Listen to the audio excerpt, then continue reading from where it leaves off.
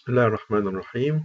النهاردة إن شاء الله هنكمل الجزء بتاع الإميونولوجي، وهنتكلم فيه على موضوع مهم جدا اللي احنا بنسميه immunological mediated disease أو الأمراض اللي بيسببها جهاز المناعة.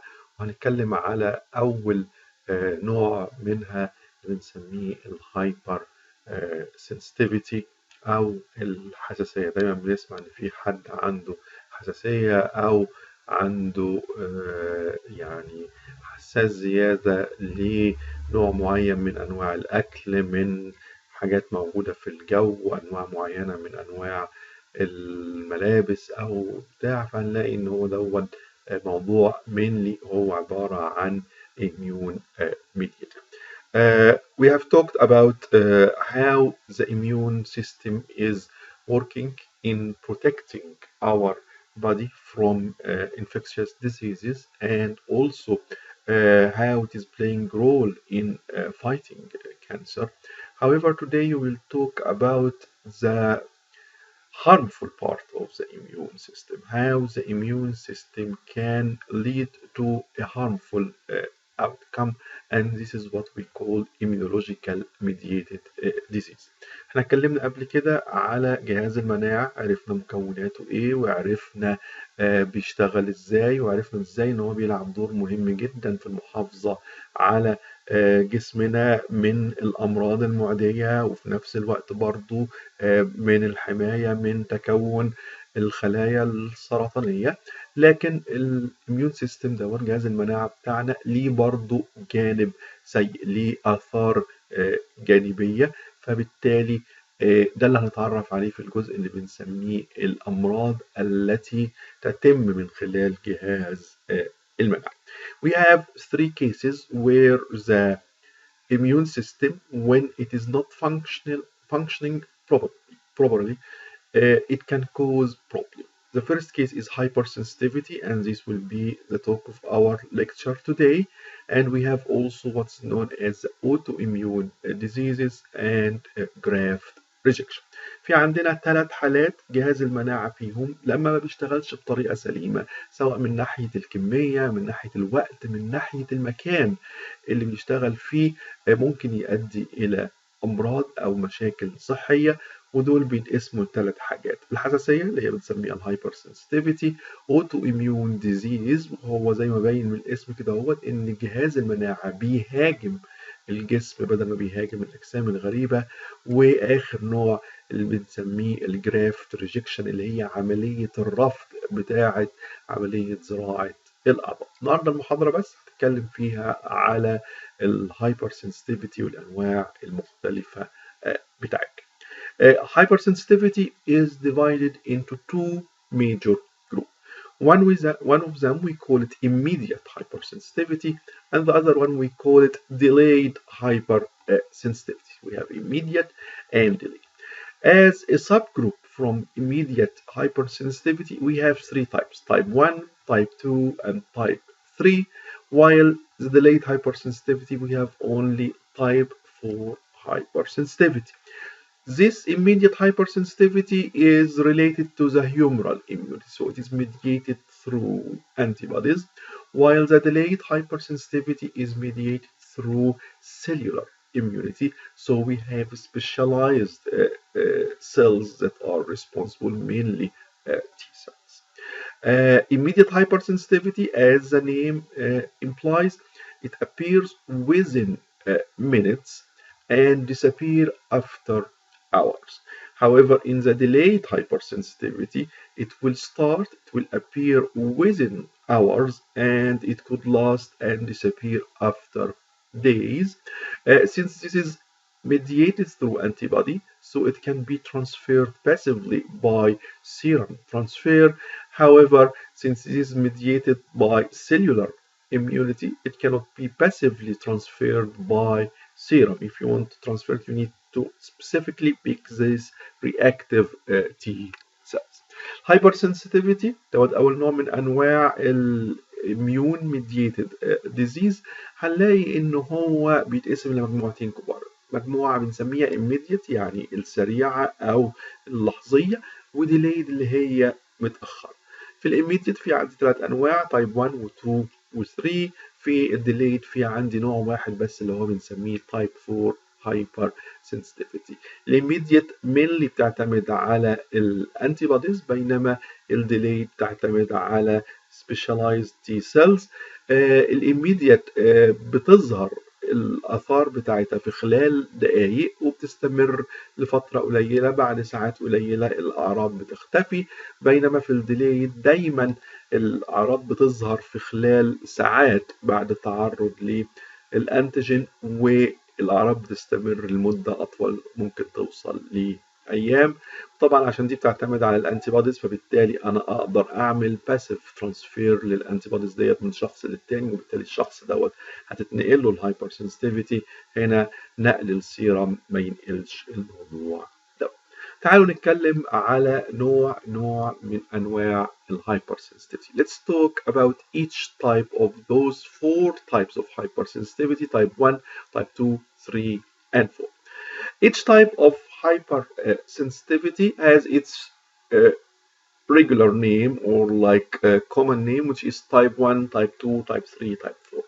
And it has a common name, which usually a descriptive name to what's going on in this type of hypersensitivity, and we call type 1 anaphylactic reaction. The anaphylactic reaction takes place over 3 steps. The first step is called sensitization, where the individual is exposed to a small amount of certain antigen, and there is no harmful effect. There is no visible signs or symptoms for this exposure. However, this person now is called, he is sensitized. He has been set to get ready to develop this hypersensitivity when he is exposed one more time to the same antigen. Then we have this waiting period. What happens in the waiting period following the exposure to the small amount of the antigen in the sensitization step? That we have IgE instead of having the regular IgM and the IgG we see in the immune response. Usually areas below mucous membranes are rich in B cells, which are programmed to produce IgE, immunoglobulin E. So those IgE B cells, or actually plasma cell, will produce IgE, which will bind through their Fc portion. As you recall, each immunoglobulin has an Fc portion and 2 FAP domains. So the binding will happen here through the Fc portion. To what? To the antigen? No. It will bind to receptors which are present on mast cells and basophils. So now you have the mast cells and the basophils. You have immunoglobulin E, which are specific to this antigen, are bound to the membrane of the mast cell and the basophils through their Fc portion. Now to the anaphylactic reaction, or eliciting of the anaphylactic reaction stage. If you got exposed to the same antigen, however this time in a very large amounts, what will happen? The antigen will bind to the IgE, which are present on the membrane of the mast cell and basophils. However, this binding will happen through the FAB portion. And what will happen? The mast cells and the basophils will get activated, and they will release all the active compounds they have in their granules, and they are responsible for the symptoms of the anaphylactic reaction we will see. So let's have this in a quick diagram. Now you have this initial contact with your allergen. This allergen will induce the formation of antigen-specific antibodies. However, they are from the type IgE. Those IgE antibodies, which will be produced by a plasma cell, will go and bind through their Fc portion to the membrane of the mast cell and basophils. If you get exposed to the same antigen but with large amount, the antigen will, we call it cross-linking. It will bind to two IgE molecules together and will cause the cross-linking of these two IgE molecules.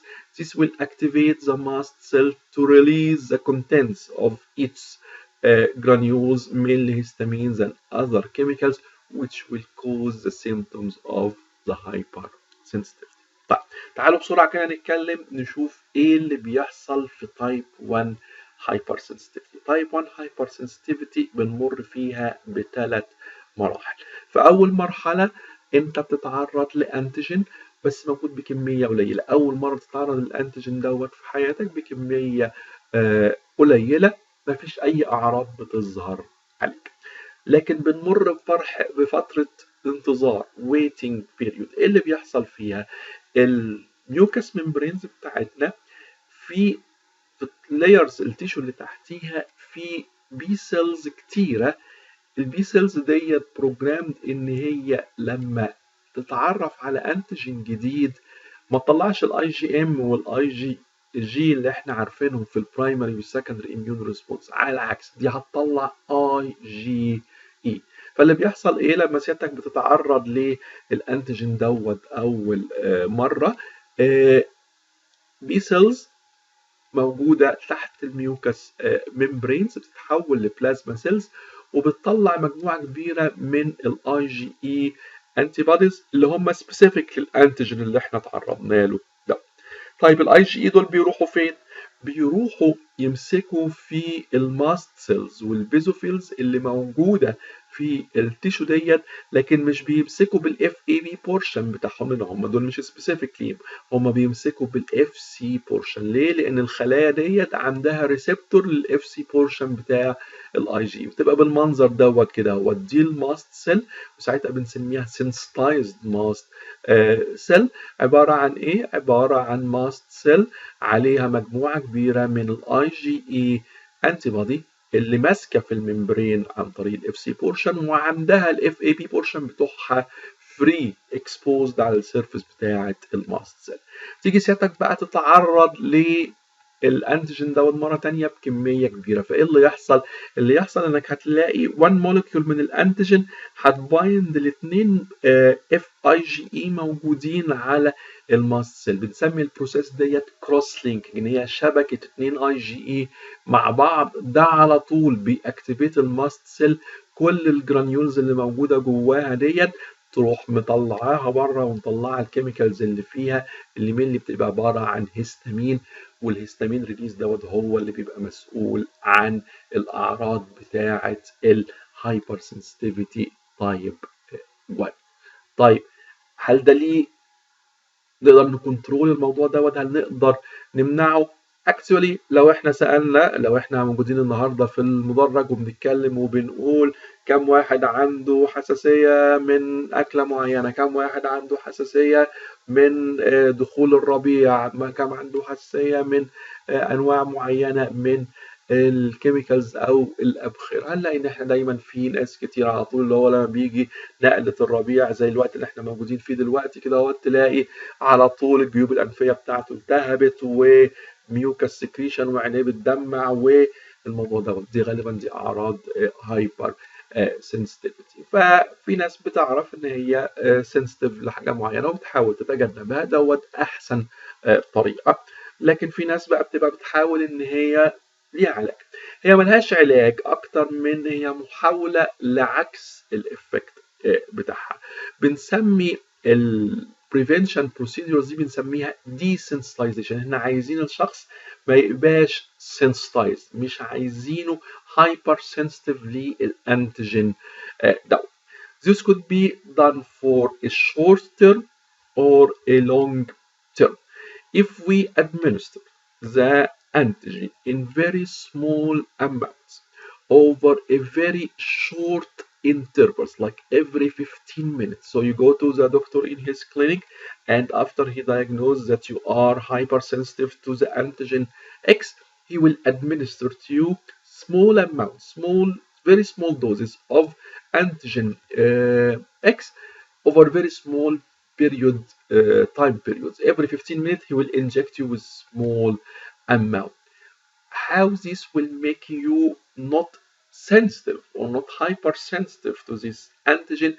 Actually, this will exhaust the IgE, which are found on the receptor of the mast cell. Let's go back to this slide. So when you are exposed to small amount of the antigen, this is your second exposure. You are sensitized. You have mast cells which are hypersensitive because they have this IgE in their membrane. However, if you got exposed to the antigen in very small amount, what will happen that the antigen will not cause the cross-linking. Since it's small amount, it will only bind to one of the FAB portion, or actually two of the same antibody, and no cross-linking, so you will not get activation. However, this is a very short-term solution for the hypersensitivity reaction. So is there a long-term solution for this? Yes, and this what we call it chronic desensitization. Now you will go to the doctor, and again he will inject you with small amounts of the antigen.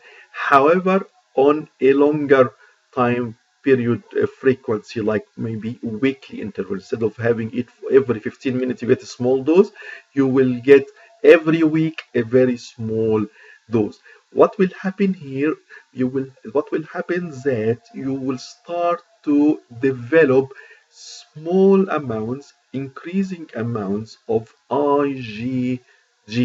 This IgG will start to build up in your serum and also in all your body, and those are called blocking antibody. So when you get exposed to the antigen one more time, they will be out there and they will capture the antigen and react with it instead of them going to the IgE, which are found on the sensitized mast cell. So this is give you a longer period for where you are not suffering from this hypersensitivity. طيب في ناس عندها الحساسية دي وعرفت ان عندها حساسية من نوع معين من الاكل او من نوع معين من حبوب اللقاح اللي تبقى موجودة في الجو في اوقات معينة من السنة، ويعني مش قادرة تستحمل الحساسية ديت، فبتطلب مساعدة من الأطباء المتخصصين في أمراض الحساسية. فممكن يعمل لهم حاجة اسمها desensitization، يعني يخليهم مش حساسين للموضوع دوت. الموضوع دوت ممكن نعمله على يعني الفترة اللي نبقى مفيش فيها الحساسية ديت مدة قصيرة، ممكن تكون مدة طويلة، بس خد بالك الموضوع مكلف، وغالبا لو انت صغير ويعني طلبت كده من باباك او مامتك ان هم يودوك للدكتور، يعني بعد ما يتابعوا الموضوع شوية، خصوصا لو كانت الاعراض بتاعتك مش شديدة، تلاقي الموضوع مكلف والناس ما بتستحملش انها تستمر في الموضوع ده كتير. ايه اللي بيحصل؟ في طريقة بنسميها شورت تيرم او بنسميها اكيوت desensitization، ان احنا بناخد كميات قليله من الانتيجين بننجكتها في العيان دوت، بس على فترات صغيره جدا. كل 15 دقيقه تاخد جرعه صغيره، كل 15 دقيقه تاخد جرعه صغيره، فدوت بيستنفذ الاي جي اي اللي موجوده على الماست سيلز اللي هم السنسيتايزد ماست سيل. فبدل ما تمسك مع 2 اي جي وتعمل لهم كروس لينكينج، لا هي هتمسك مع واحد عشان الكميات قليله، ففرصه ان هم يجوا 2 جنب بعض قليل. فايه اللي يحصل بعد شويه؟ ما يبقاش في 2 قريبين من بعض لسه فري، هتلاقي دوت مسك في الانتيجين في الاثنين بتوعه، ودوت مسك في الاثنين بتوعه، ما يحصلش الكروس لينك. بعد شويه الايفكت طبعا دوت بيروح والشخص الثاني بيرجع حساس. الطريقه اللي بتجيب نتيجه لونج تيرم تستمر مده اطول اللي بنسميها كرونيك desensitization. المره دي انت هتاخد برضه كميات قليله من الانتيجين، بس مره كل اسبوع، مره كل اسبوع تروح للدكتور وتاخد حقنه صغيره من الانتيجين دوت بيبتدي يولد في جسم البني ادم دوت كميات كبيره من الاي جي جي اللي سبيسيفيك للانتيجين بتاعنا، ودول بيأكتوا از بلوكينج انتي بوديز. يعني انتي بوديز بيقفلوا السكه. بيقفلوا السكه على ايه؟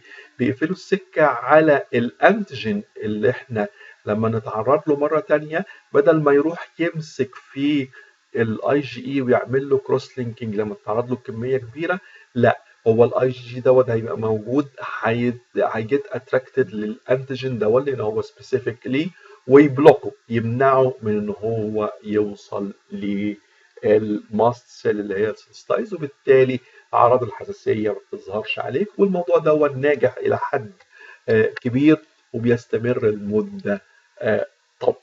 طيب this is the prevention measure of anaphylaxis. How to treat it? How to treat it? This is the prevention that you trying to block or prevent the occurrence of the anaphylactic reaction. However, when the anaphylactic reaction, you need to know how to treat it. And actually, this is what most people do, that they usually seek the treatment. However, this treatment, you should keep in mind that it is symptomatic treatment. We are treating the symptoms in order to relieve this patient from whatever he is suffering from. It is not preventing the hypersensitivity from being like appearing on this individual. So again, it is a symptomatic treatment to counteract the effects of the released chemicals. We are talking about mainly the histamine. So it involves the use of antihistaminics. Histamine is the major chemical released and responsible for most of the symptoms or the signs we are seeing. So we use antihistaminic. We use epinephrine and corticosteroids, usually used specifically for local anaphylaxis, when you have like anaphylactic reaction in a small part of your body, not a generalized anaphylactic that could be اوكي. طيب في ناس بقى يعني ما بتستحملش موضوع الديسنسيتايزيشن دوت، موضوع عايز صبر، موضوع عايز تكاليف كتيره، فهتلاقي معظم الناس اللي عندهم الحساسيه بيلجأوا لعلاج الظواهر بتاعه المرض، سيمتوماتيك تريتمنت، ان هم بيعكسوها من نتيجه ان هم بنشوف ايه الكيميكالز اللي حصل لها ريليز لما الماسلز والبيزوفيلز حصل لهم اكتيفيشن، ونحاول نعكس الاثار دي. ممكن نستخدم انتي هيستامينكس، مركبات مضاده للهستامين، لان الهستامين هو المركب الاساسي اللي بيحصل له ريليز من الماست سيلز. وممكن برضه بنستخدم الابينفرين والكورتيكوستيرويدز از انتي انفلاماتوري، وغالبا بنلجأ لهم في الحالات بتاعه اللوكال انافلاكسس لما الموضوع يكون محدود في الجيوب الانفيه، في الصدر. لكن لو في generalized anaphylactic الموضوع بيحتاج intervention سريع عشان ننقذ حياة الشخص. Okay, let's see a small video which will summarize what is taking place in type 1 hypersensitivity, or what we call it anaphylactic reaction hypersensitivity, or IgE-mediated hypersensitivity. Some people develop an allergic reaction or hypersensitivity when exposed to substances such as dust, pollens, animal dander, or penicillin. Sensitization occurs when the antigen makes contact with some part of the body. The antigen is taken up, processed by antigen-presenting cells, and presented to T helper cells. Tissues under the mucous membranes are rich in B cells committed to IgE production, and IgE-producing cells are more abundant in persons susceptible to allergies. The T helper cells produce cytokines, which stimulate B cells in the area to proliferate and differentiate into IgE-producing plasma cells.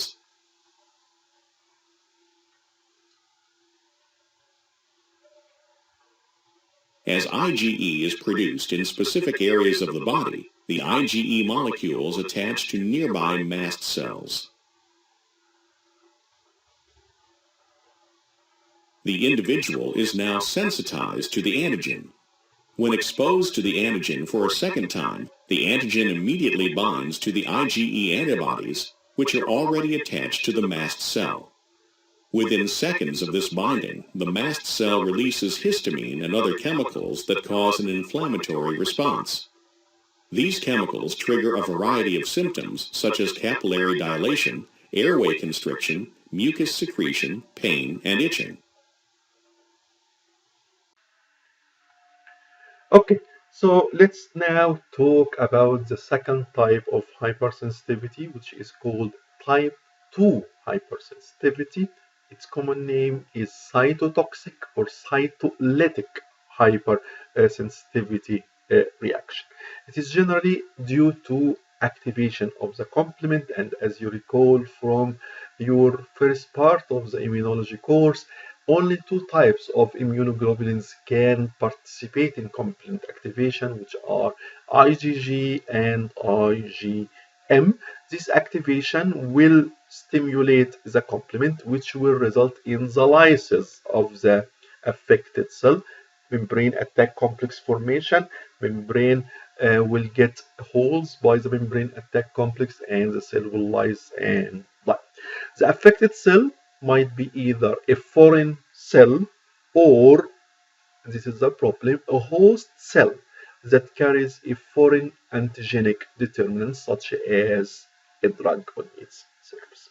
طيب تاني نوع من انواع الهايبرسنسيتيفيتي اللي بنسميه النوع الثاني تايب 2 اللي بنسميه السايتوتوكسيك او السايتوليتيك رياكشن. دوت بيعتمد على ان الكومبلمنت بيحصل له اكتيفيشن. سنس ان الكومبلمنت بيحصل له اكتيفيشن واحنا اتفقنا ان دي هيومرال ميديتد هايبر سنسيتيفيتي، فيبقى مفيش قدامنا غير اي جي جي واي جي ام هم اللي يعرفوا ياكتيفيتوا الكومبلمنت. لما الكومبلمنت بيحصل له اكتيفيشن بتاند اب بالفورميشن بتاع الممبرين اتاك كومبلكس، وبيحصل لايسز للخليه نتيجه الممبرين اتاك كومبلكس بيعمل هولز في الممبرين.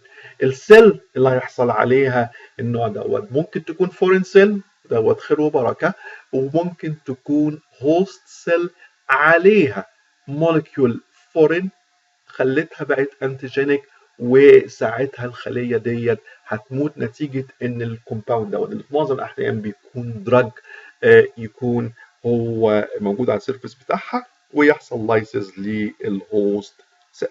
طيب عندنا في التايب 3 hypersensitivity we have three examples of these hypersensitivities that are widespread. The first one is called hemolytic anemia, drug-induced hemolytic anemia, that you get hemolysis of your RBCs due to the administration of certain drug. Okay, here we have three scenarios for this case. Let's summarize this. Here we have this red spheres, those are our RBCs. We have small blue circles, those are the drugs molecule or the drug metabolites, the metabolite of a certain drug. And we have those small blue triangles, those are the self-antigens which are present on the surface of the erythrocytes of the RBCs. So how can a drug can induce the hemolysis of our cells RBCs, and this is what we call autoimmune hemolytic anemia. The first scenario that here we have the RBCs and the drug is absorbed on the surface of the RBCs, and when it is absorbed on the surface of RBCs, the drug itself is a hapten. However, when it is bound to the RBCs, now it becomes antigenic, and we have antibodies which are specific to the drug. Here the drug is binding, sorry, the antibody is binding to the drug. Here we have an antigen antibody complex. This can activate the complement, leading to the lysis of the RBCs. So this is the first scenario. The second scenario, now the drug itself is antigenic, and antibodies are formed against a drug, and the antigen antibody complex is absorbed on the surface of the RBCs. What will happen? Again, complement lysis will cause lysis of the self RBCs. So this time the drug is antigenic, it form a complex with the antibody, and the antibody antigen complex is absorbed on the surface of the RBCs, and the complement will get activated and lyse the RBCs.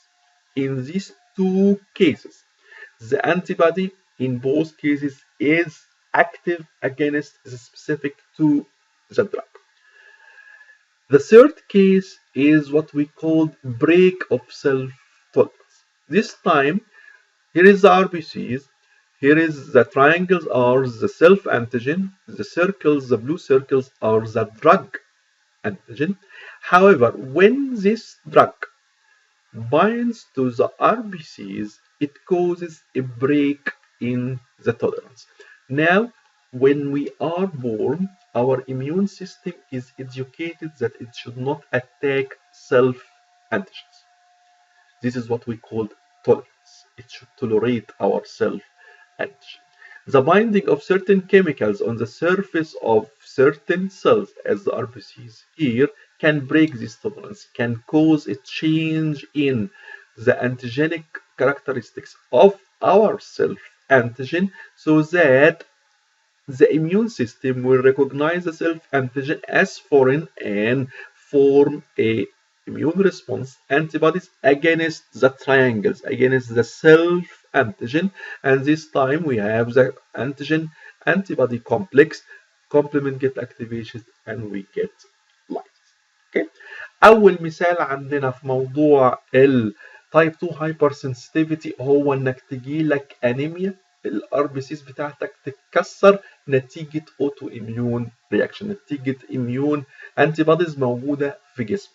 طيب الموضوع ده ممكن يحصل بطريقه من 3 طرق.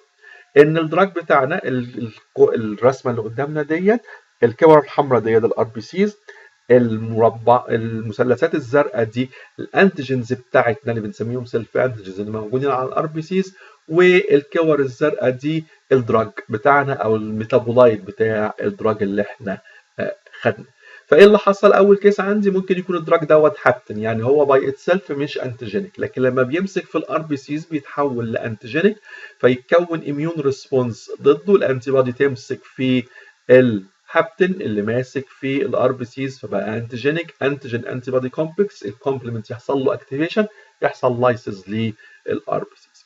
الكيس الثانيه ان الدراج او اتس ميتابولايت يكون هو باي اتسلف انتيجينيك فيكون ضده اميون ريسبونس انتي بودي ويبقى فيها عندي كومبلكسز بتلف في الدم. ممكن لو الكومبلكس دوت انتيجين انتي بودي كومبلكس دوت حصل له ادزوربشن على الار بي سيز ياكتيفيت الكومبلمنت، فايه اللي يحصل؟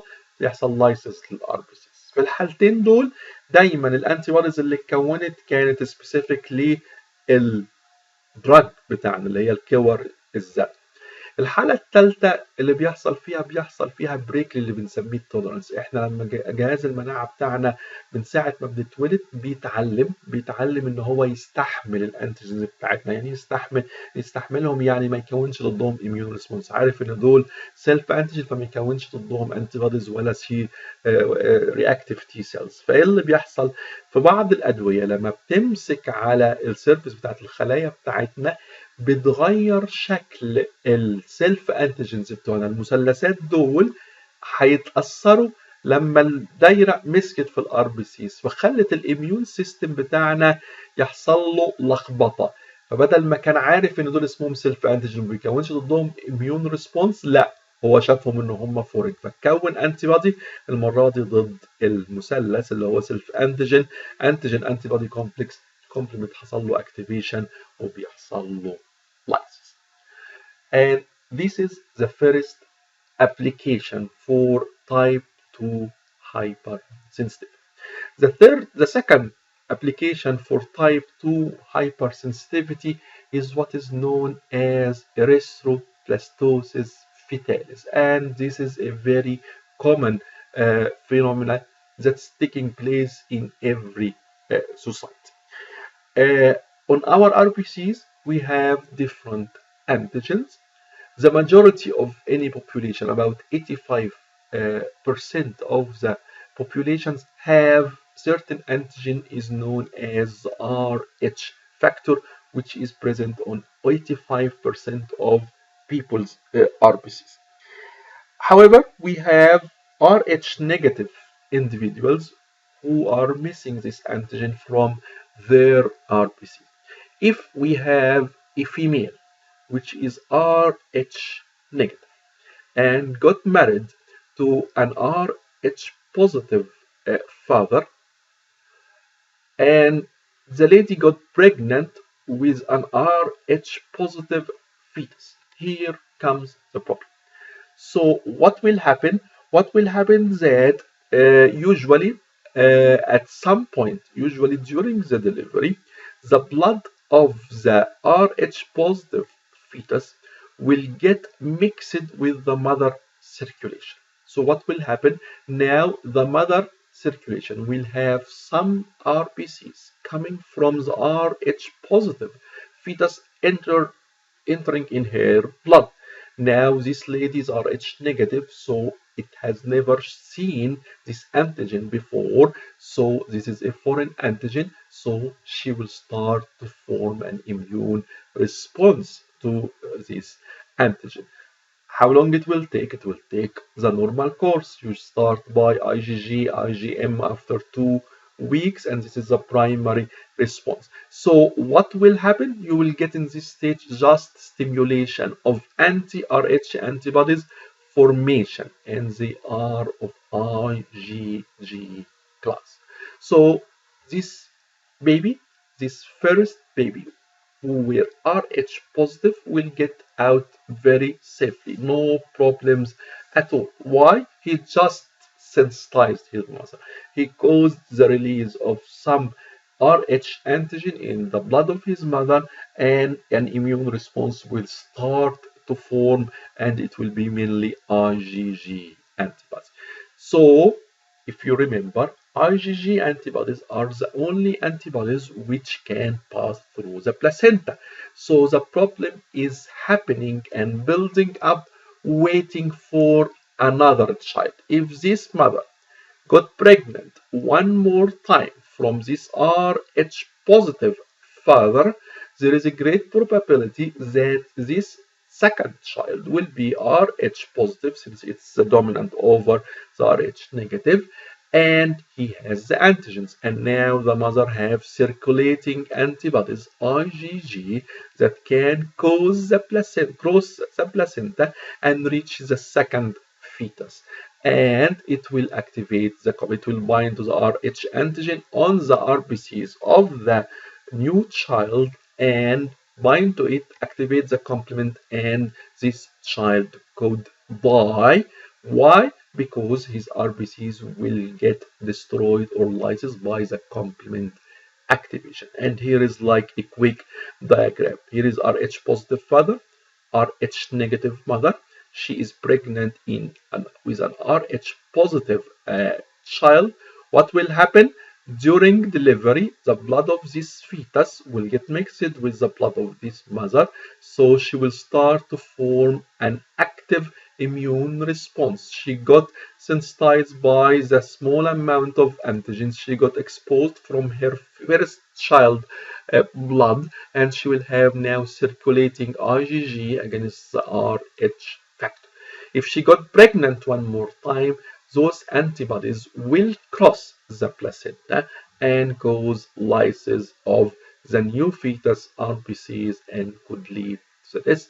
And this is what is known as erythroplastosis foetalis, or hemolytic disease of the newborn. So the first child will always escape. However, the second, third, or any consecutive child, if this was not prevented, will have this lysis of his RBCs. اوكي، تعالوا بسرعة نشوف ايه موضوع تاني مثال للتايب 2 hypersensitivity اللي بيحصل في جسمنا. دلوقتي الار بي سيز بتاعتنا موجودة، 85% من الناس الار بي سيز بتاعتهم عليهم انتيجين اسمه الار اتش فاكتور، و15% ما عندهمش. فلو جه نصيبك في فيميل ار اتش نيجاتيف وانت كنت ار اتش بوزيتيف، ايه اللي هيحصل؟ لو حصل حمل في فرصه كبيره جدا ان الطفل دوت يبقى ار اتش بوزيتيف، لان الار اتش بنسميه غالب او دومينانت على الار اتش نيجاتيف، فالطفل غالبا ار اتش بوزيتيف. تمام. في مشكله؟ لا، ما فيش مشكله خالص. الولد دوت هينمو في الرحم بتاع الام ويتولد. اثناء الولاده غالبا بيحصل ميكسنج للبلاد بين الام والجنين، فشويه دم من بتوع الجنين اللي عليهم الار اتش دول هيخشوا جسم الام. فايه اللي هيحصل؟ الجسم دول اول مره يشوف الار اتش، فايه اللي هيحصل؟ هيبتدي يكون ضده اميون ريسبونس. الاميون ريسبونس دوت عباره عن ايه؟ الكورس العادي اي جي ام وبعد كده اي جي جي، وهيبقى كميته كبير. طيب في مشكله؟ مفيش مشكله، الطفل الاولاني هيعدي ما عندوش اي مشاكل. المشاكل تحصل لو حصل حمل تاني لنفس الام من نفس الاب والطفل برضه كان ار اتش بوزيتيف. دلوقتي الام ديت في دمها في انتي بوديز ضد الار اتش ومن نوع الاي جي جي، يعني هتعرف تعدي البلاسينتا. هتعدي البلاسينتا هتخش للجنين الجديد، هتمسك في الار اتش فاكتور اللي موجود في الار بي سيز بتاعته وتاكتيفيت الكومبلمنت ويحصل لايسيس للار بي سيز بتاعه الكومبلمنت دوت. الطفل دوت غالبا بيموت، ممكن تجي له انيميا جويندايس اللي هي الصفراء، وغالبا بيحصل death. طيب can we prevent erythroplastosis foetalis? Yes, it could be prevented. طبعا الموضوع دوت بيحصل من زمان، من ساعة ما البني آدمين اتولدوا كان في ناس ما تبقاش عارفة هي ليه ما بتعرفش تخلف تاني بعد الطفل الأولاني. طبعا بعد ما فهمنا الموضوع دوت عرفنا الموضوع بيحصل ازاي ولقينا طريقة ان احنا نمنعه. طيب how we can prevent erythroplastosis foetalis? It can be prevented by injecting the Rh negative mother with a small dose of potent anti-Rh globulin antibodies against the Rh. We will inject her with ready-made antibodies in small dose. We call those antibody anti-D. They are not immunoglobulin D, they are immunoglobulin G. They are antibodies against the Rh. When immediately after the birth of the first child, maximum by 72 hours from delivery of an Rh positive child. Okay, what happened? What happened? Most probably those injected antibodies will combine with the small amount of the RBCs of the child which got inside the blood of the mother and they are H positive and will lyse them, and this will prevent the stimulation of an active immune response. This mother will not get stimulated to produce her own anti-Rh antibodies, and this is what we call tolerance. So we make the mother, prevented her from forming the antibodies herself. Okay, here comes the question. So we injected this mother with this antibody, so why they will not kill the following child? Basically, the simple answer, this is a passive immunization. Those are ready-made antibodies. One characteristic of the ready-made antibodies is that onset of action is immediate, however, the duration is short. Now, you need at least another 9 months to get this lady pregnant, and we said for the passive immunization usually they will last for 2 or 3 months by maximum if you are giving a high dose. So this is why this is very successful, and we prevented her from forming her own IgG. So here how we prevent. So the mother get mixed immediately after birth. We inject her with the anti-Rh antibodies. Those anti-Rh antibodies will neutralize the small amount of Rh antigens they are released. The new recommendation, so it is not only given once after delivery or within 72 hours after delivery, it's actually given twice. One at the 28th week of pregnancy, and if she is Rh negative and the father is Rh positive, usually she will get 2 injections. One at week 28 and one immediately after the delivery if we confirm that the child is Rh positive. Why week 28? There are some evidence from experiments that were done, and this is the time usually the mother could start to develop the antibodies against the Rh antibodies. So to make sure that we are covered all the pregnancy, usually you give an injection during week 28 and also after the delivery. After the delivery and after giving birth, you should measure the titer of anti-Rh in the mother's blood. Why? In order to make sure that she has not developed active immune response. So usually after 1 week following the injection, you should find antibodies against the Rh, those the antibodies you injected. However, after 6 months, you should have zero antibodies against the Rh.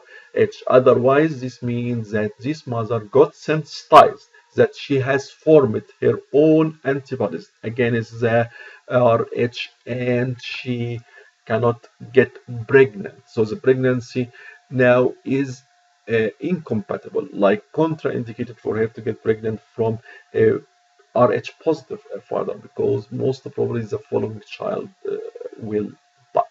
اوكي طيب نقدر نمنع موضوع الار اتش دوت. طب الموضوع دوت اكيد موجود من زمان، اكيد موجود من زمان، وكان في ستات كتيره جدا تلاقيهم بيقول لك ان هي مش عارفه تخلف غير عيل واحد بس. ليه؟ لان اي عيل تاني بتحمل فيه هو بينزل ميت او بيموت بعد ما يتولد بفتره قليله، لان هو عنده المشكله دي. ده كان قبل ما نعرف موضوع الار اتش دوت.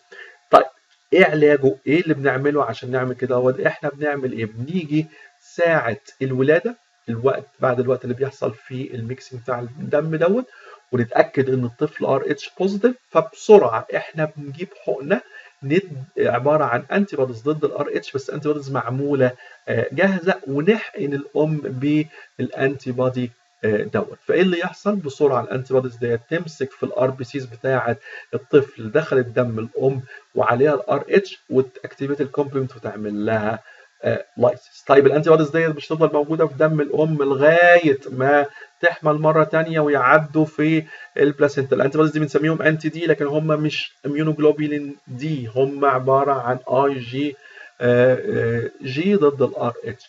ليه ما بيقعدوش وما بيعدوش البلاسينتا؟ لان دوت باسيف اميونايزيشن، بيشتغلوا بسرعه لكن بيقعدوا مده قليله قوي، اسبوعين شهرين 3 بالكتير، وبعد كده بيختفوا تماما. عشان كده دايما لما الموضوع دوت بيحصل دايما بنعمل تحليل للانتي بوديز ديت بعد الولاده. بعد اسبوع من الولاده لازم تلاقي التايتر عالي. لقيت التايتر عالي بعد 6 شهور، ده معناها ان الام عملت الاي جي جي بتاعنا.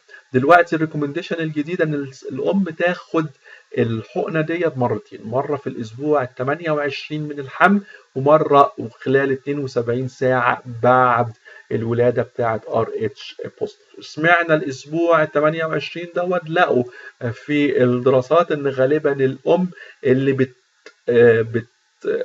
بتكون اي جي جي، التكوين دوت بيبتدي في الاسبوع بعد الاسبوع 28 من الحمل، فعشان كده بنقول احتياطي كمان ناخد دوت عشان نمنع الام ان هي تكون الاي جي جي الاكتف ضد الار اتش. تمام؟ طيب let's move to the last example of type 2 hypersensitivity, which is the incompatible blood transfusion.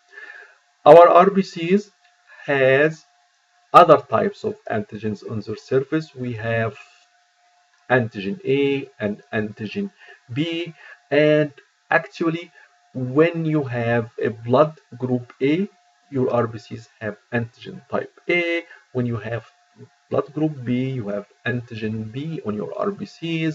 When you have antigen A and B, this means that you are having group AB.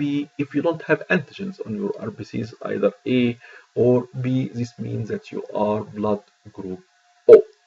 However, we have also antibodies in our serum against those antigen A and antigen B. However, we only have antibodies against the antigen we are missing. If you are blood group A, so you have antigen A and antibodies against B, and the reverse in group B, you have group B B antigen on your RBCs. However, you are having antibodies against antigen A. If you are AB, you don't have antibodies since you have the two antigen.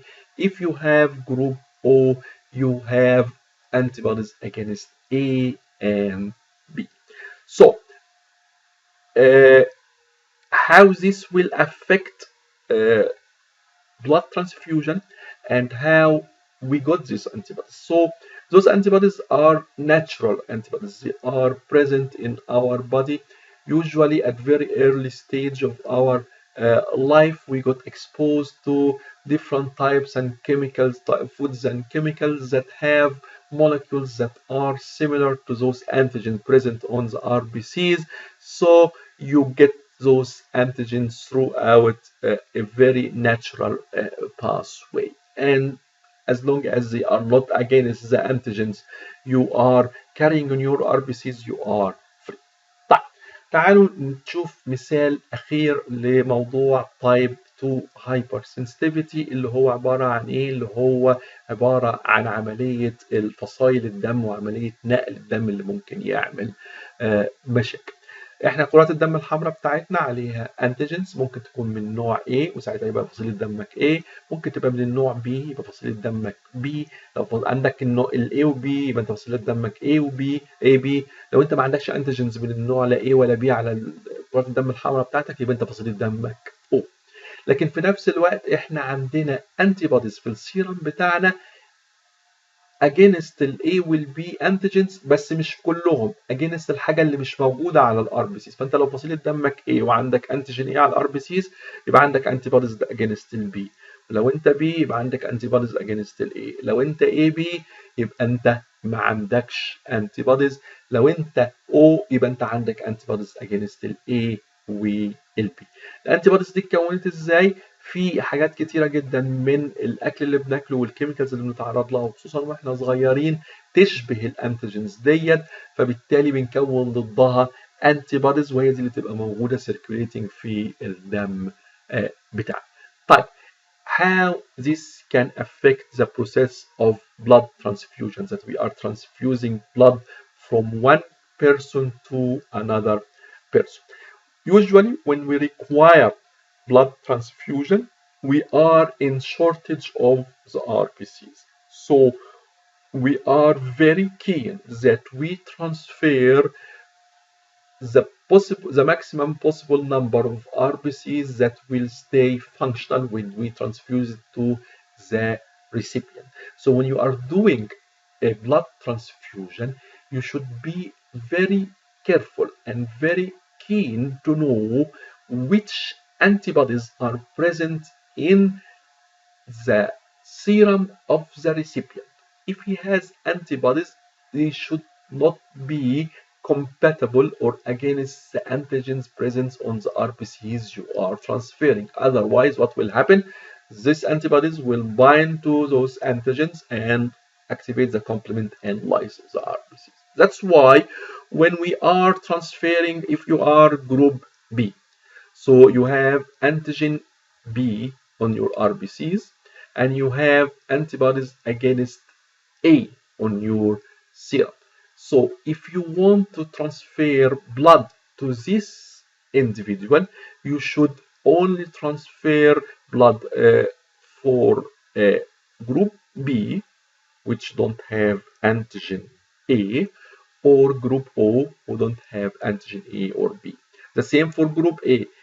Your RBCs have antibodies against antigen A. Okay, we don't care about this. We care about the coming RBCs. We want to prevent that they got lysed by the antibodies we are having in our serum. So we have anti-B. So we cannot take blood from this guy who has B antigen. We should take it from A or O. That's why we call or a universal donor. Why universal donor? He can give blood to any person. Why? Because his RBCs does not have antigens. So whatever the type of antibodies you have in your serum when you are a recipient, they will not lyse these RBCs. On the other hand, we call the group AB is universal recipient. Why? Because this guy does not, so maybe I have mixed this up. This guy, recipient type O, is a universal donor. He can give to anybody. His RBCs does not have any antigen, so whatever the type of antibodies present in the serum of the recipient will not affect. On the contrary, type AB is a universal recipient. He can take blood from any individual. So what will happen? He will have it like he does not have any antibodies. So what will happen when he receive blood from group A? No antibodies. When he receive blood from group B, no antibodies will lyse it. When get it from O, no antibodies. So this is universal recipient and this is universal donor. اوكي سو ايه الموضوع بتاع الانتي بوديز اللي موجوده على الار بي سيز دوت بيأثر ازاي على عمليات نقل الدم؟ بيأثر بمنتهى البساطه ان انت سيادتك بتلاقي ان احنا بننقل دم ليه؟ عشان الراجل دوت جذب كميه كبيره من الدم. هل احنا قلقانين على الخلايا ولا قلقانين على الميه اللي في الدم؟ احنا قلقانين على الخلايا، احنا عايزين ننقل له ار بي سيز، فدول اللي احنا عايزين نحافظ عليهم. فبنبص دايما الار بي سيز دي لما تتنقل عليها انتيجنز، احنا عايزين نطمن ان دم اللي بيستقبل نقل الدم دوت مفيش فيه انتي بوديز تلايس الانتيجين ديت. فلو احنا بننقل من واحد الجروب بتاعته بننقل لواحد الجروب بتاعته ايه، فالراجل دوت عنده انتي بوديز ضد البي، فما ينفعش اجيب له خلايا من واحد فصيله دمه بي لان الانتيجينز بتاعته موجوده وهتلايز السيلز. نفس الحكايه في الجروب ده بتاعته ايه، ما اقدرش انقل له من واحد الجروب بتاعته بي لان هو عنده انتي بوديز ضد البي. الراجل بقى بتاع الاو دوت بسميه يونيفرسال دونر، اقدر اخد من دمه وادي لاي حد. ليه؟ خدوا بالكم انا عايز اخد منه ايه؟ انا عايز اخد منه الار بي سيز، فالار بي سيز بتاعته ما عليهاش انتيجين فممكن انقلها لاي حد لان ايا كان نوع الانتي بوديز اللي موجوده في دم الريسيبيانت مش هتاثر عليه. بينما الراجل اللي فصيله دمه اي بي دوت بنسميه يونيفرسال ريسيبيانت، هو ممكن ياخد دم من اي حد لكن ما يديش غير الراجل بتاعه. ليه؟ لان هو الخلايا بتاعته عليها A و B والدم بتاعه ما فيش فيه انتي بوديز خالص، فبالتالي ايا كان نوع الخلايا اللي احنا بننقلها فالراجل دوت ممكن ياخد من اي واحد لان هو ما عندوش انتي بوديز يعملوا lysis. And we can see this in a small video summarizing this type of hypersensitivity, specifically talking about the example of the blood transfusion. Type II hypersensitivities involve interactions of antibodies and surface antigens of cells, followed by complement-assisted lysis of these cells. A typical example is mismatched blood transfusions. There are 4 different blood groups, based on types of antigens on the surfaces of the red blood cells. People who are type A have A antigens, and those who are type B have B antigens on the surfaces of their red blood cells. Persons who are type AB have both A and B antigens, and those who are type O have neither A nor B antigens. The serum of people with type A blood contains antibodies against type B antigens, and the serum of people with type B blood contains antibodies against type A antigens. Type AB serum contains neither antibody, and O serum contains antibodies against both A and B antigens. If blood from a person who is type B is transfused into a person who is type A, antibodies present in the type A blood react with the surface antigens on the incoming red blood cells. This leads to complement fixation and lysis of these cells. If blood from a person who is type A is transfused into a person who is type B, Antibodies present in the type B blood react with the surface antigens on the incoming red blood cells. This also leads to complement fixation and cell lysis. Persons who are type O lack A and B antigens on the surfaces of their red blood cells and are therefore universal donors. Persons with type AB blood lack antibodies against A or B antigens and are therefore universal recipients.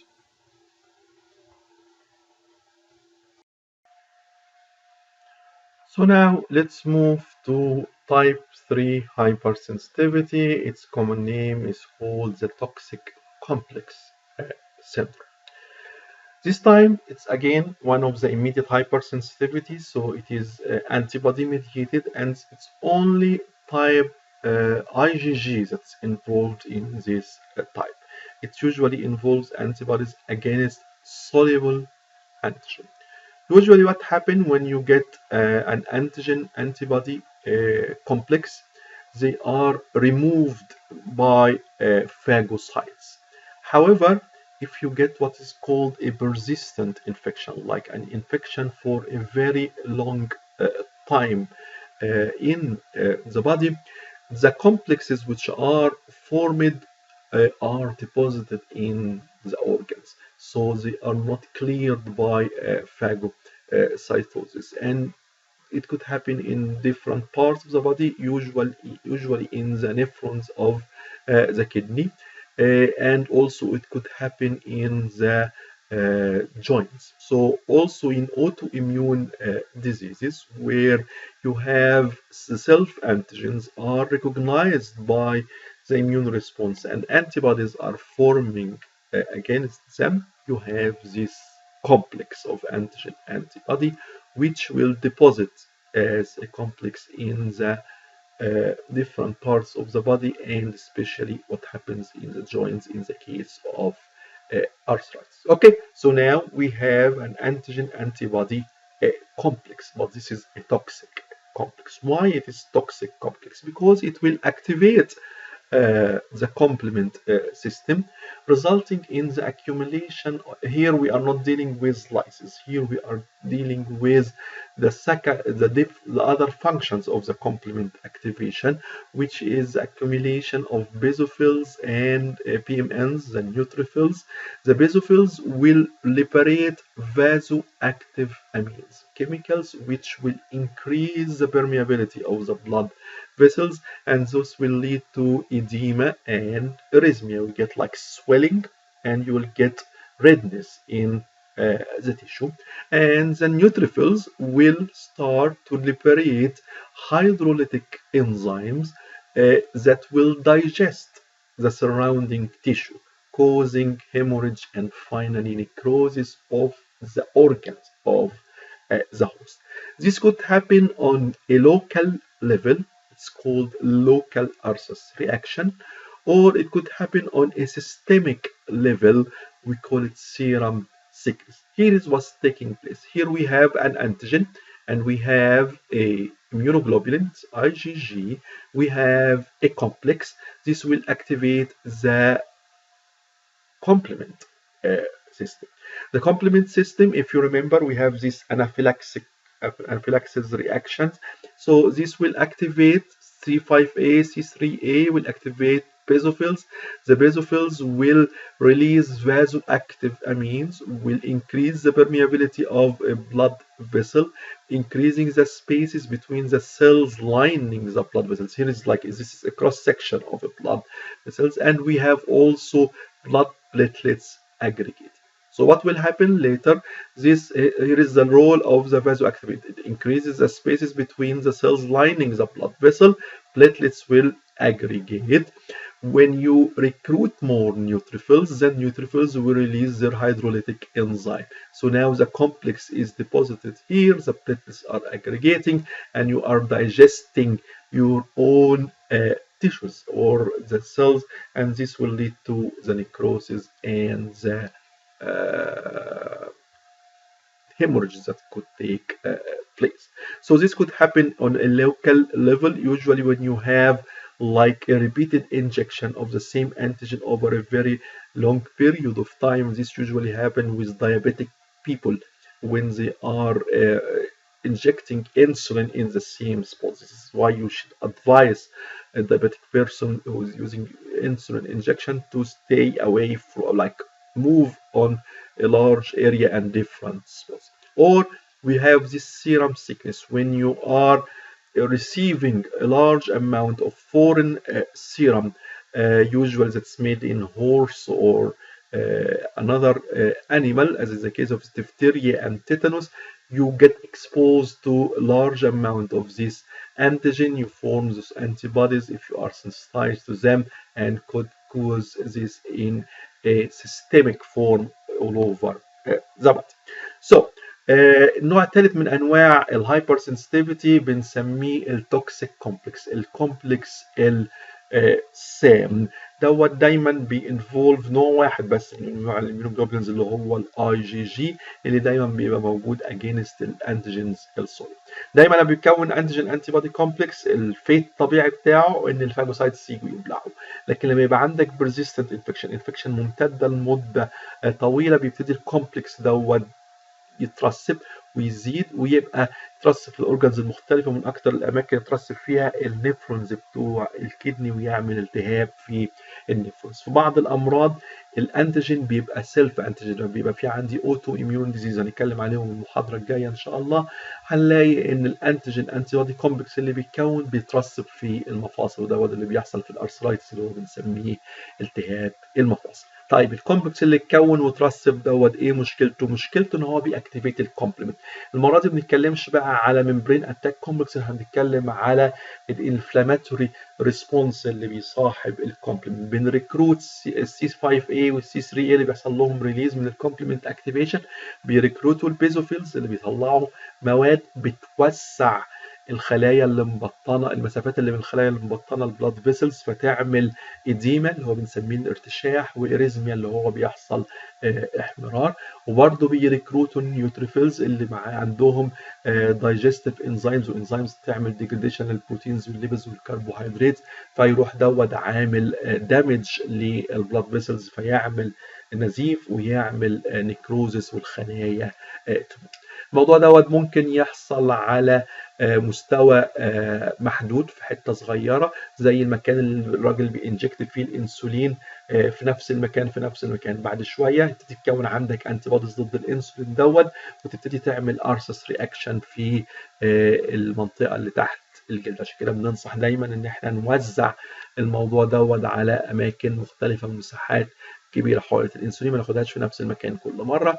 ممكن يبقى سيستميك، وده الكيس اللي بنسميها السيرم سيكنس، لما بتتعرض لكميه كبيره من الفورين انتيجين، زي ما بتاخد مثلا حقنه تيتانوس او حقنه ديفتيريا فيها سيرم معمول في حيوان، غالبا بيبقى حصان، فبتكون انتي بوديز، والكومبلكس ديت ممكن تترسب في اوعيه دمويه كتيره وبتعمل اللي بنسميه السيرم سيكنس. زي ما احنا شايفين هنا اهو، ادي الانتيجين انتي بودي بيكونوا، بيأكتيفيتوا الكومبلمنت السي 5 اي والسي 3 اي، بيريكروتوا البيزوفيلز ويعملوا لهم اكتيفيشن، يطلعوا كومباوندز يوسعوا المسافات بين الخلايا اللي مبطنه البلاد فيسلز. ده قطاع عرضي في وعاء دموي.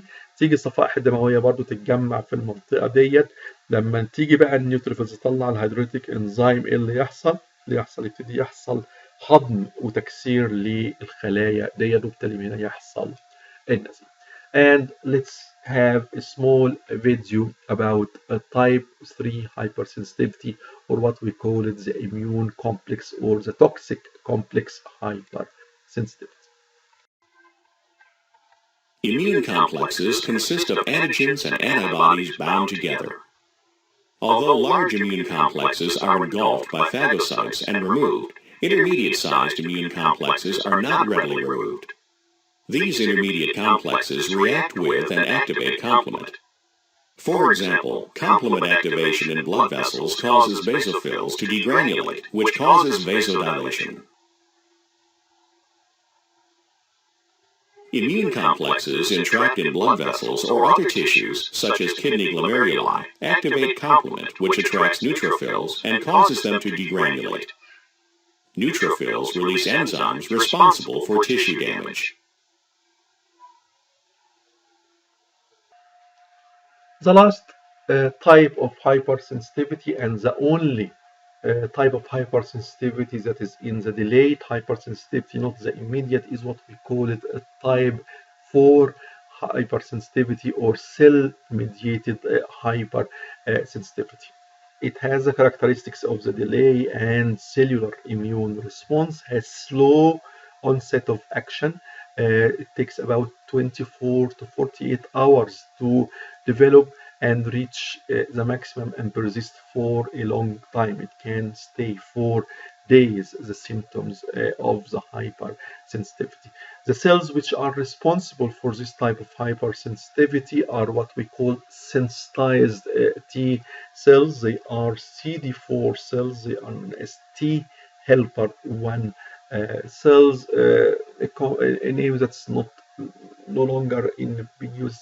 It was used to call it delayed T cell delayed hypersensitivity, but we use the Th1/7, and of course the macrophages are playing a very important role in this type of hypersensitivity. What happened?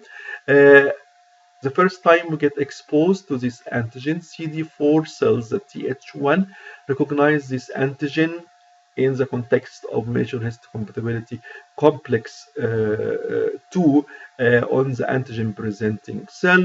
They release cytokines, they attract macrophages to the area of the antigen injection. This will get accompanied by the release of lymphokines and consist of an inflammatory change. And this will happen when? Will happen when you get exposed to the second time of this antigen, and this type of hypersensitivity is not possible to transfer it by just transferring serum. So it need to be like you need to pick a certain T cells to be transferred in order to transfer this to different individuals. اخر نوع عندنا من انواع الهايبر سنسيتيفيتي هو النوع اللي من النوع الديليد مش immediate، ودوت سيل ميديتد بنسميه تايب 4 او سيل ميديتد هايبر سنسيتيفيتي. هنلاقي ان هو بياخد وقت عشان يديفلوب، ممكن 24 48 ساعه، والاعراض عقبال ما بتظهر بعد ما بتظهر بتستمر لمده طويله، ممكن تقعد ايام عديده. الخلايا اللي انفولفد فيها هي عباره عن نوع من انواع التي سيلز بنسميها تي اتش 1 سيلز، سي دي 4 سيلز. كان زمان بنسميهم تي ديليد هايبر سنسيتيفيتي، بس الاسم دوت ما بقاش يستخدم الى حد كبير. ومعانا برضو الماكروفيجز بتستخدم بتجت انفولد في التايب دوت. ايه اللي بيحصل؟ بنلاقي ان التي هيلبر سيل ديت بتريكوجنايز الانتيجين دوت مع الام اتش سي كلاس 2 على السيرفيس بتاع الانتيجين بريزنتنج سيل، وتاتراكت الماكروفيجز للسايت بتاع الانجكشن. لما بتعرض للخلايا الانتيجين دوت مره ثانيه، الماكروفيجز بقى اللي بتيجي بتسكريت الليمفوكاينز، وهم دول اللي بيعملوا الانفلاماتوري ريسبونس اللي بنشوفه في التايب دوت. وسينس طبعا دي سيل ميديتد مش انتي بودي ميديتد، فهي ما بتتنقلش باسفلي بالسيرم، محتاجين ننقل تي سيلز معين. We have two examples for type 4 hypersensitivity. One of them is called allergic contact dermatitis, that you have allergic reaction to when you get in contact with certain compounds like metals, nickel, drugs like sulfan, penicillin, chemicals like acrylate, which is used in the dyeing of some clothes we are using, and plants, a compound like called poison ivy. So what happens? Here is a plant causing poison ivy. It has all those chemicals are haptens by themselves. They are not capable of producing any immune response. This compound is present in poison ivy plant, so it is a chemical, a hapten. It got to be antigenic when it combined to skin protein. When it gets skin protein processed by antigen presenting cell, presented to the T cells, and now we have memory cells which are reactive against this type of antigen. Do we have symptoms? No symptoms, no attraction of macrophages or anything. When you get exposed to the same compound one more time.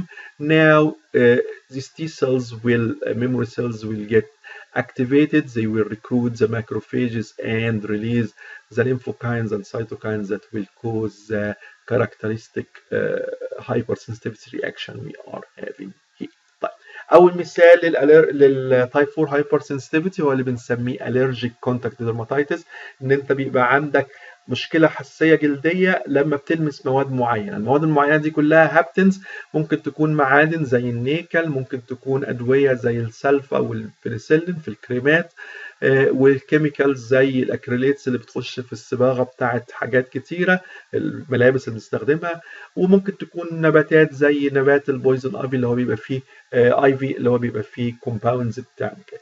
المواد نفسها هيبتن لما بتمسك مع السكين بروتينز بتتحول لانتيجينيك، بيستيميوليتوا الاميون ريسبونس. التي سيلز هنا بتجيت سنسيتايز، لكن ما فيش ريكروتمنت للماكروفيجز، فما فيش اي سيمتومز. بناخد حوالي 10 ايام اسبوعين في الموضوع دوت، وبعد كده بيبقى في عندي تي ميموري سيلز. تي ميموري سيلز ديت لو انت جيت اكسبوزد للانتيجين مره ثانيه في خلال يومين من 24 48 ساعه، يبتدي يظهر عليك، تظهر عليك الاعراض. ليه؟ ادي التي سيلز بتجيت اكتيفيتد، بتركروت الماكروفيجز بيسكريتوا ليمفوكاينز، هم اللي بيعملوا الراش اللي بتظهر على الجلد نتيجه ان انت لمست الكيميكال ده. The other example of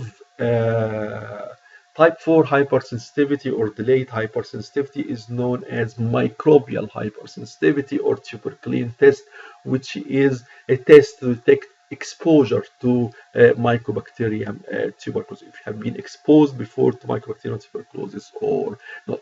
Mycobacterium tuberculosis is often replicating inside macrophages, and it can stimulate type 4 immune response. How we do the tuberculin test? We get protein components of Mycobacterium tuberculosis and we inject it into the skin. If the recipient has or has had a previous exposure infection to this Mycobacterium tuberculosis, an inflammatory reaction, skin reaction will take place, and you have like a lesion that's its diameter is more than 10 millimeter. It will appear within the 24 to 48 hours.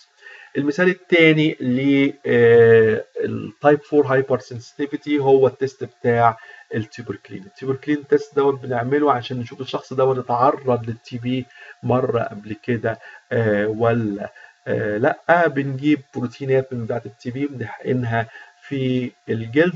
لو الشخص ده تعرض للتي بي قبل كده هيبقى في عنده تي سيلز سنسيتايزد للتي بي، فخلال 48 ساعه هيركروتوا الماكروفيجز ويعملوا زي التهاب في الجلد، هيبقى مرتفع والدايمتر بتاعه لو ازيد من 10 مليمتر دوت معناه ان هو بوزيتيف، ان هو لا اما عيان دلوقتي، لا اما عي قبل كده للتي بي، لا اما على فكره مطعم ضد التي بي. ومعظمكم هتلاقيه اوريدي مطعم ضد التي بي. لو حطيت ايدك على كتفك الشمال ولقيت حاجه زي بسفوسه صغيره ده التطعيم بتاع التي بي، فغالبا لما نعمل لك التست دوت هتطلع بوزيتيف.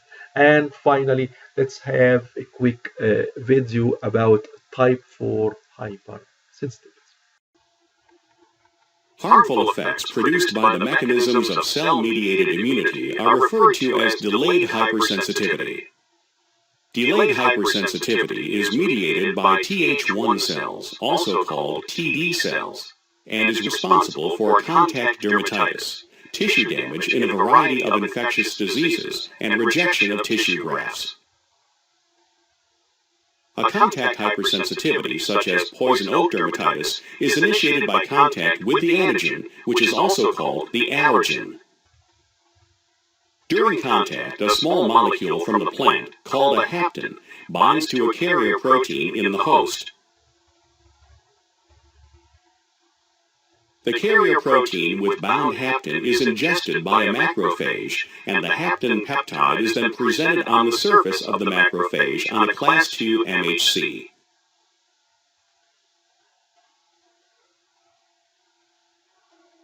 Th1 cells with T-cell receptors capable of recognizing the hapten peptide antigen interact with the presented antigen, become activated, and increase in numbers.